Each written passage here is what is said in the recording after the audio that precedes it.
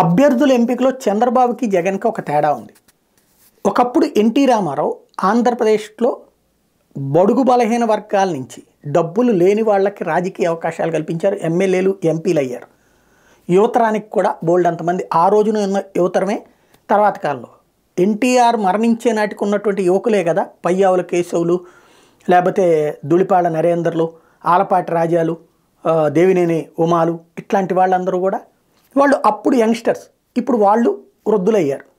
సరే మంచి కుర్రోళ్ళు కొంచెం అందంగా ఉంటారు కాబట్టి బాగానే ఉంటుంది, కానీ వాళ్ళు ఇవాళ రోజునైతే 50 దాటినటువంటి వాళ్ళే. బట్ ఆ తర్వాత చంద్రబాబు టేకప్ చేశాక యువ నాయకుల కొరత.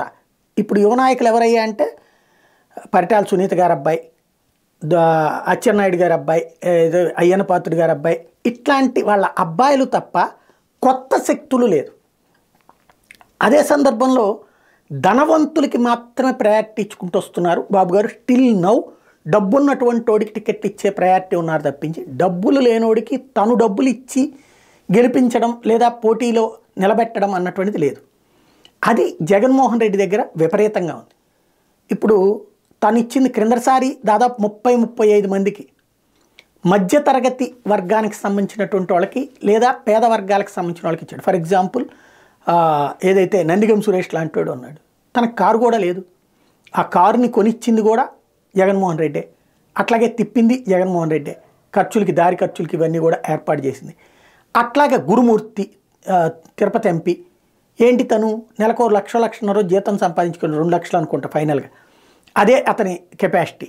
బట్ అతనికి కారు దగ్గర నుంచి అన్నీ ప్రొవైడ్ చేసి అట్లాంటిది కనీసం 30-35 మందిని కిందసారి. ఈ దఫా కూడా దాదాపు 50-55 మంది జగనిస్తున్నటువంటి అభ్యర్థులకి వాళ్ళు మా దగ్గర అంటే వాళ్ళ ఎంపీ సీటు కనీసం 100 కోట్లు, కనీసం మ్యాక్సిమం 250-300 కోట్లు ఖర్చు అయ్యేటటువంటి చోట్లన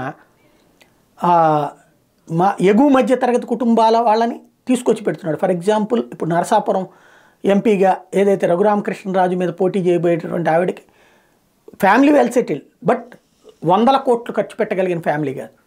లేదా ఇప్పుడు కందకూరులో పెట్టినటువంటి వాళ్ళకి కానీ అట్లాంటిదే. అట్లాగే ఇప్పుడు గురుమూర్తి తిరుపతి అంతే. అట్లాంటి వాళ్ళని తనే డబ్బులు చూసుకుంటున్నాడు.